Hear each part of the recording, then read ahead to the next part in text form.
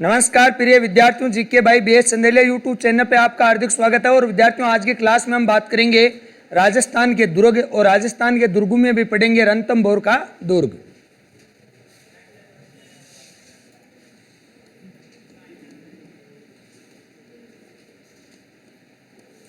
रणथंभौर का दुर्ग।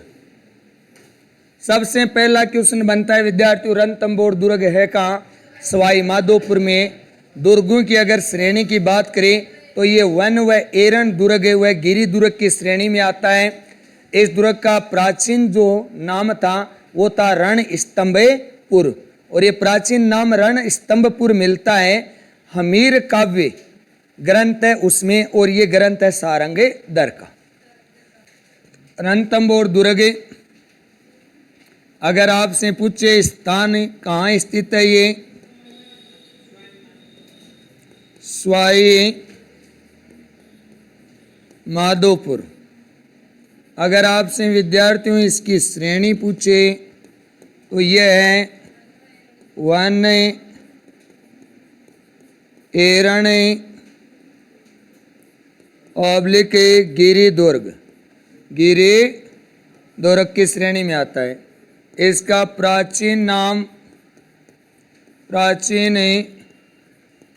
था रण स्तंभपुर। यह प्राचीन नाम मिलता है हमीर काव्य ग्रंथ में। रणथंभौर का प्राचीन नाम रण स्तंभपुर किसमें मिलता है? हमीर काव्य में। और यह हमीर काव्य ग्रंथ का लेखक की बात करें तो वो सारंग दर। किसका ग्रंथ है ये? सारंग दर का ग्रंथ। इस दुर्ग के विद्यार्थियों हम निर्माण की बात करें तो इसका निर्माण रणथंभन या महेश ठाकुर ने करवाया था। इसका निर्माण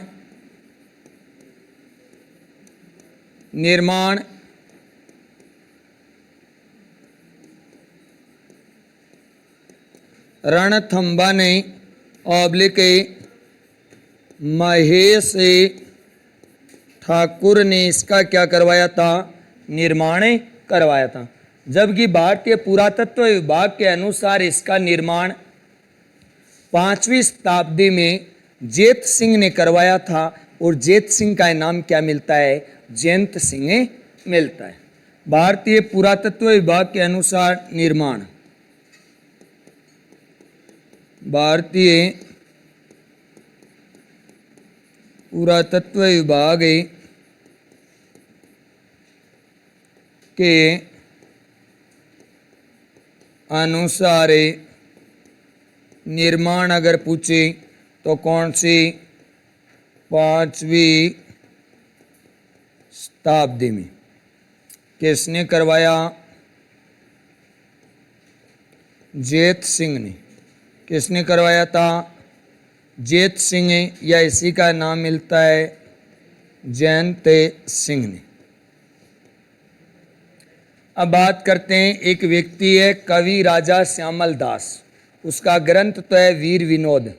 और कवि राजा श्यामल दास ने कहा कि इस दुर्ग का जो निर्माण है वो अजमेर के चौहानों ने करवाया है। कवि राजा श्यामल दास के अनुसार निर्माण ये करवाया था अजमेर के चौहानों ने करवाया था। और कवि राजा श्यामल दास का अगर आपसे क्या पूछे, ग्रंथ पूछे, तो वो है विद्यार्थियों कौन सा? वीर विनोद ग्रंथ है इनका। कौन सा ग्रंथ है? वीर विनोद ग्रंथ है कवि राजा श्यामल दास का।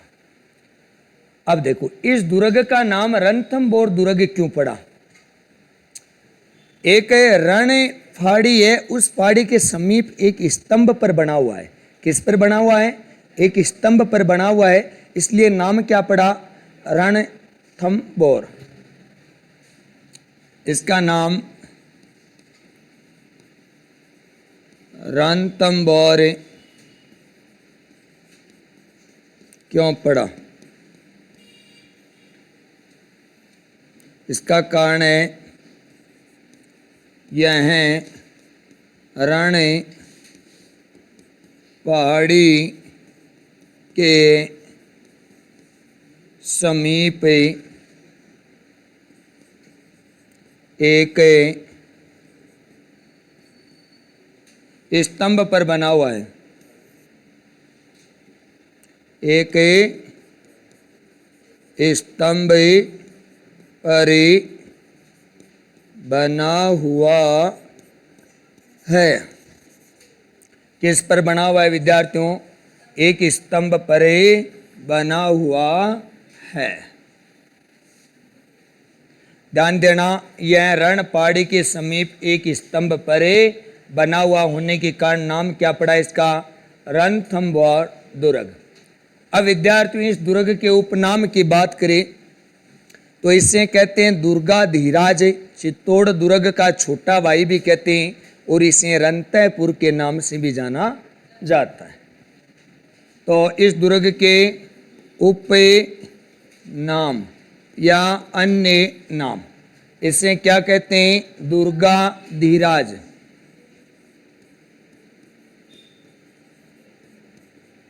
दुर्गाधिराज कहते हैं।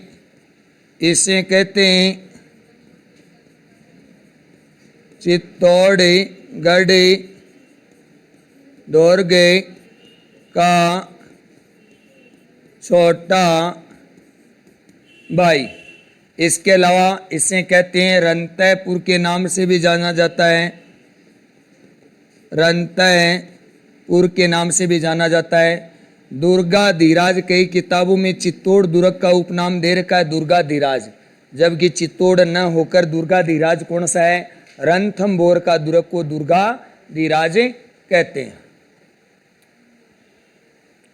अब बात करेंगे विद्यार्थियों इस दुर्ग के बारे में। और ये जो रणथंबोर का दुर्ग है इसका एक मुख्य दरवाजा है और उस दरवाजे को कहते हैं नौलखा दरवाजा। इस दुर्ग का मुख्य दरवाजा, और मुख्य दरवाजा को क्या कहते हैं विद्यार्थियों? नौलखा दरवाजा। और इस नौलखा दरवाजा का निर्माण करवाया था जेतर सिंह ने। किसने करवाया था? जेतर सिंह ने इस नौलखा दरवाजे का क्या करवाया था? निर्माण। जेतर सिंह ने क्या करवाया था? निर्माण करवाया था इस दरवाजे का। नौलखा दरवाजा है, मुख्य दरवाजा है, जेतर सिंह ने इसका निर्माण करवाया था। इस दुर्ग के बारे में एक व्यक्ति है अबुल फजल। अबुल फजल ने कहा कि अन्य सब दुर्ग नंगे हैं, ये बख्तरबंद है क्योंकि ये चारों तरफ से 7 बड़ी बड़ी पहाड़ियों से घिरा हुआ है। और उसने कहा था, कवि राजा श्यामल दास ने भी कहा था कि इस दुर्ग को दुश्मन दूर से नहीं देख सकता, परंतु यह दुश्मन को दूर से देख सकता है। ये बात कही थी किसने? कवि राजा श्यामल दास ने भी कही थी। तो अबुल फजल ने क्या कहा? अबुल फजल का कथन। तो अबुल फजल का कथन क्या है? अन्य सब दुर्ग नंगे हैं, यह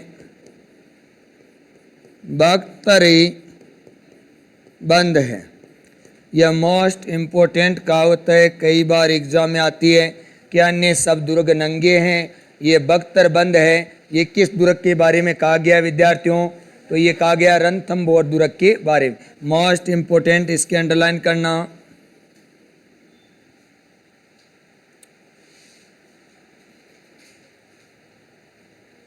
इस दुर्ग में 3 दरवाजों का एक समूह है जिसे त्रिपोलिया के नाम से जाना जाता है। इस दुर्ग में क्या है विद्यार्थियों? 3 दरवाजों का समूह है और इस समूह को क्या कहा जाता है? त्रिपोलिया। और इस त्रिपोलिया को मुगल काल में क्या कहते थे? मुगल काल में क्या कहते थे विद्यार्थियों? इसे कहा जाता था अंधेरी दरवाजी। क्या कहा जाता था त्रिपोलिया को? अंधेरी दरवाजी। त्रिपोलिया यानी 3 दरवाजों के समूह को त्रिपोलिया कहा जाता था और इसे मुगल काल में अंधेरी दरवाजी के नाम से भी जाना जाता था। एक व्यक्ति था जिसका नाम था जलालुद्दीन खिलजी। उसने कहा था कि मैं ऐसे 100 दुर्गों को भी मुसलमान के एक बाल के बराबर ही नहीं समझता। कई किताबों में 10 लिखा हुआ रहता है, कईयों में 100 लिखा हुआ है। तो अपन इस पे न जाकर ये खतन क्या है उसकी ओर ध्यान देंगे, क्योंकि जलालुद्दीन खिलजी रणथंभौर के शासक अमीर देव से कई बार क्या हो चुके थे? पराजित। तो अपनी पराजय को छुपाने के लिए ये बात कही थी। मान लीजिए आप जैसे बार बार तैयारी कर रहे हो सीईटी की और बार बार सफल हो रहे हो और तुमको फिर कोई पूछे कि भाई सीईटी में पास करना चाहता ही नहीं, ऐसी एग्जाम तो मैं 1000 पास कर दूं। समझ पाए मेरी बात? ये बात है। तो ऐसे इसने कहा था, इसने क्या कहा था? जलालुद्दीन खिलजी। जलालुद्दीन खिलजी का खतन। क्या खतन है विद्यार्थियों? मैं ऐसे 100 किलों को, किलो यानी दुर्ग, किलों को मुसलमान के एक बाल के बराबर नहीं समझता। नहीं समझता। मुसलमान के एक बाल के बराबर नहीं समझता। ये बात कही थी किसने? जलालुद्दीन खिलजी ने। विद्यार्थियों, इसी दुर्ग में त्रिनेत्र गणेश जी मंदिर है और त्रिनेत्र गणेश जी मंदिर कहाँ स्थित है? रणथंभौर दुर्ग में, सवाई माधोपुर में। राजस्थान में सर्वाधिक डाक पत्र यहीं पहुँचते हैं। विवाह की जो कुमकुम पत्रिका होती है वो सबसे पहले सवाई माधोपुर रणथंभौर के गणेश जी है वहीं भेजी जाती है। अब ध्यान देना, त्रिनेत्र गणेश मंदिर कहाँ है? रणथंभौर दुर्ग में। रणथंभौर दुर्ग, यहाँ राजस्थान की सर्वाधिक डाक पत्र आते हैं। यहाँ राजस्थान के सर्वाधिक डाक पत्र आते हैं, यानी विवाह की कुमकुम पत्रिका गणेश जी के भेजी जाती है। पहली कुमकुम पत्रिका, उसके बाद वो न्योते वगैरह बांटना प्रारंभ करते हैं, कार्ड देना क्या करते हैं? प्रारंभ करते हैं। जिनका विवाह होता है उनकी, कुंवारों की नहीं पहुंचती है। कुंवारा पहुंचा कि देख लो एक बार, क्या पता हो भी जाएगा। क्यों? सही है ना? क्या पता गणेश जी खुश हो जाए और कुमकुम पत्रिका भेज दें और तुरंत विवाह भी हो जाए। समझ गए मेरी बात? तो यहाँ राजस्थान के सर्वाधिक डाक पत्र आते हैं। कौन से में? रणथंभौर। त्रिनेत्र गणेश जी का क्या है? मंदिर है। यहाँ देखो एक साका हुआ था, एक क्या होता है? साका। और ये साका कब हुआ? 1301। और इस समय रणथंभौर का शासक कौन था? हमीर देव चौहान रणथंभौर का शासक था विद्यार्थी। कौन था? हमीर देव चौहान। और आक्रमणकारी कौन था इसमें? आक्रमणकारी कौन था इस साक्य में? एक के अलाउद्दीन खिलजी। कौन था? अलाउद्दीन खिलजी इसमें क्या था? आक्रमणकारी था। इस साक्य में केसरिया किसने किया? केसरिया किया हमीर देव चौहान ने। ऐसे साक्य में जोर किसने किया? रंग देवी ने किया था। किसने किया था? रंग देवी ने जोर किया था। ये एक साका हुआ था। ये राजस्थान का क्या माना जाता है? प्रथम साका माना जाता है। राजस्थान का प्रथम साका कहाँ हुआ? साका में होता है क्या है? केसरिया प्लस जोर। क्या होता है? साका।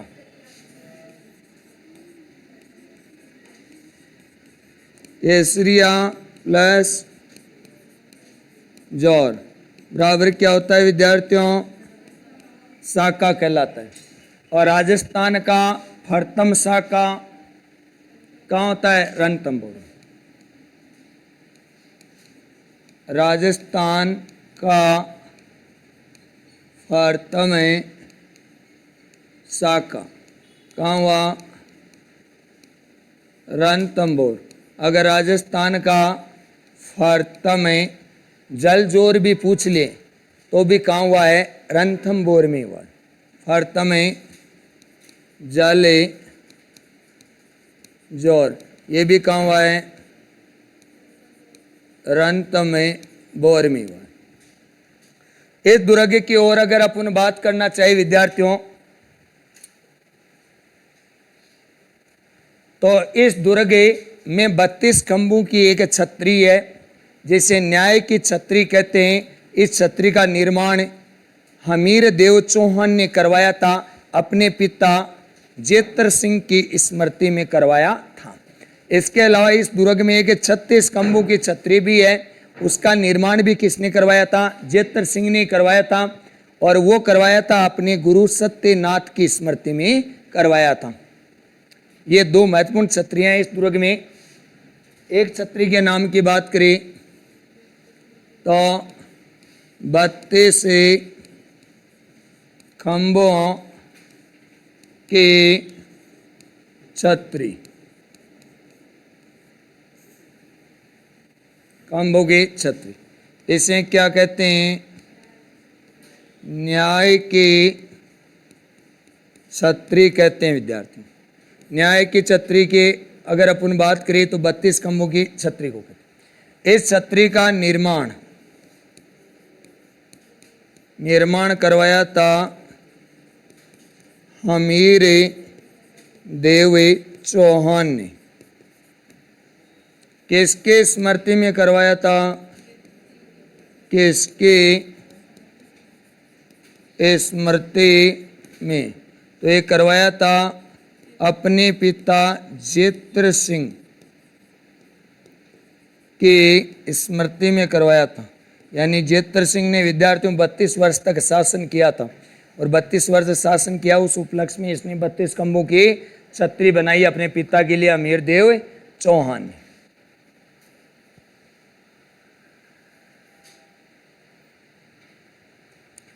एक आती है विद्यार्थियों 36 खंभों की छतरी। कौन सी आती है?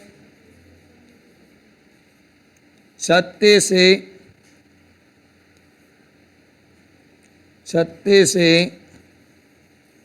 खंभों की छतरी। अब 36 खंभों की छतरी भी कहाँ है? रणथंभौर दुर्ग में। कहाँ है विद्यार्थियों? ये दोनों ही कहाँ है? रणथंभौर दुर्ग में। रणथंभौर दुर्ग में। इसका निर्माण किसने करवाया? इसका निर्माण करवाया था किसने? हमीरदेव चौहान ने। किसने करवाया था? हमीर देव चौहान ने अपने गुरु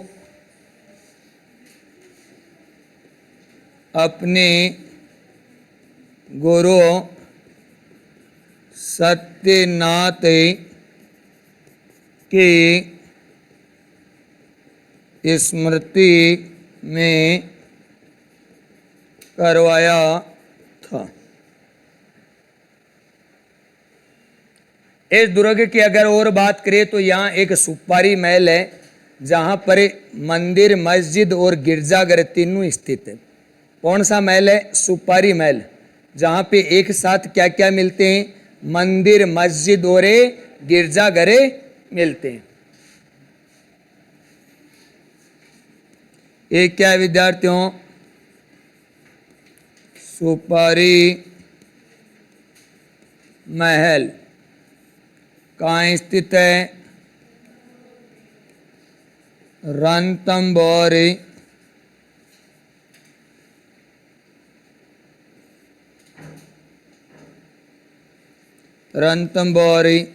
दुर्ग। यहाँ मंदिर, मस्जिद, गिरजाघर, यहाँ मंदिर, मस्जिद, गिरजाघर तीनों एक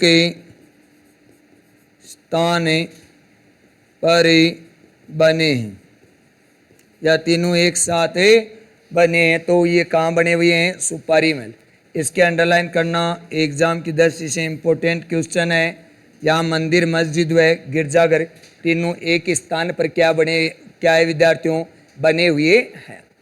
एक महल और आता है यहाँ, जोगी महल। कौन सा आता है विद्यार्थियों? जोगी महल आता है। अब जोगी महल की अगर अपन बात करें तो ये कौन से दुर्ग में? रणथंभौर दुर्ग में। कौन सा? जोगी महल। पहले यहाँ बंधुओं के रहने के लिए बनाया गया था, बाद में यहाँ साधु सन्यासी आकर डेरा डाल लेते हैं, नाम पड़ता है जोगी महल। पहले यह बंधुओं के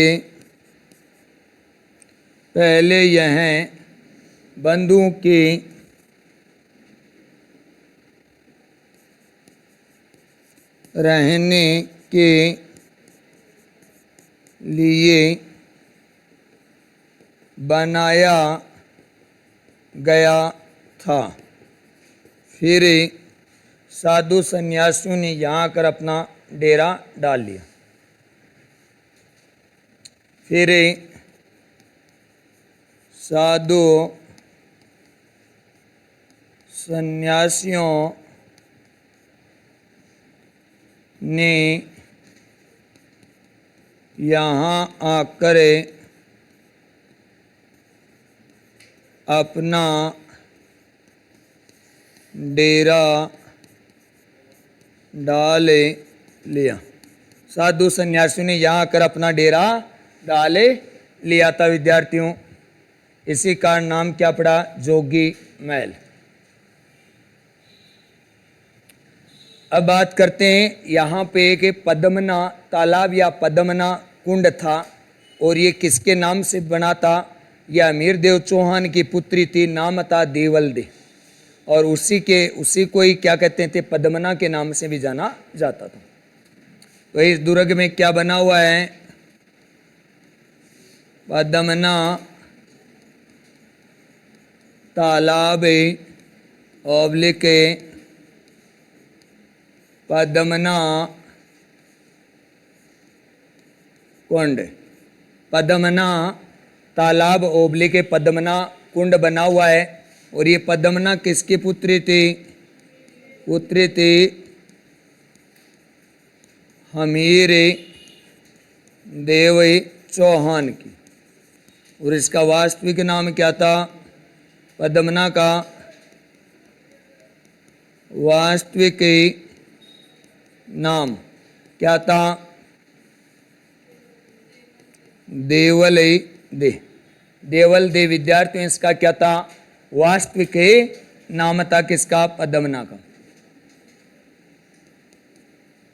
यहाँ पर एक भंडार बना हुआ था, अनाज भंडार, और उस अनाज भंडार का नाम क्या था? जोरा या भोरा। किस नाम से? जोरा ऑब्लिक बोरा। ये क्या था? यह एक अनाज भंडारी था विद्यार्थी। क्या था? यह एक अनाज भंडारी था। इसके अलावा और अगर बात करें, एक व्यक्ति था और नाम था अमीर खुसरो। उसने इस दुर्ग के बारे में कहा था कि आज कुफर का गढ़ इस्लाम का घर बन गया। अमीर खुसरो ने क्या कहा है? अमीर खुसरो का कथन, क्या कथन है? आज कुफर का गढ़ इस्लाम का घर बन गया। कुफर का गढ़ इस्लाम का क्या बन गया? घर बन गया। इसके अलावा इसी दुर्ग में गुप्त गंगा स्थान भी बना हुआ है। क्या बना हुआ विद्यार्थियों? गुप्त गंगा स्थान भी इसी दुर्ग में बना हुआ है। और इसी दुर्ग में एक अधूरा सौपन या अधूरी छतरी भी बनी हुई है। क्या बना हुआ है? अधूरा सौपन ऑब्लिक अधूरी छतरी भी बनी हुई है। अधूरी छतरी